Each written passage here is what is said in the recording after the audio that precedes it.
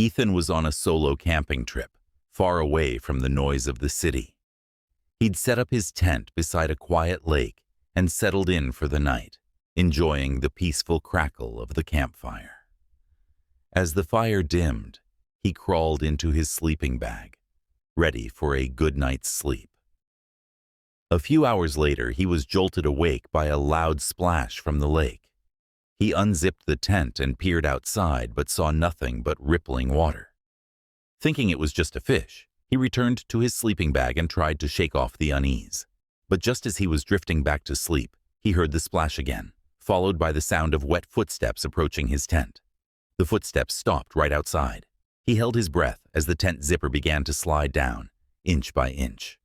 Gathering his courage, Ethan grabbed a flashlight and shone it directly at the opening. To his surprise, there was nothing there, just the empty darkness and his racing heart. He chuckled nervously, relieved it was just his imagination. He zipped up the tent and lay back down, forcing himself to relax. As he closed his eyes, his phone buzzed on the floor beside him.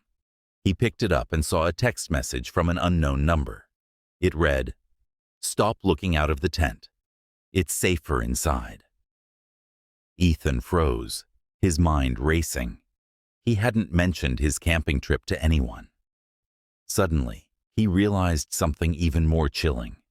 His phone had been on airplane mode since he'd arrived at the campsite.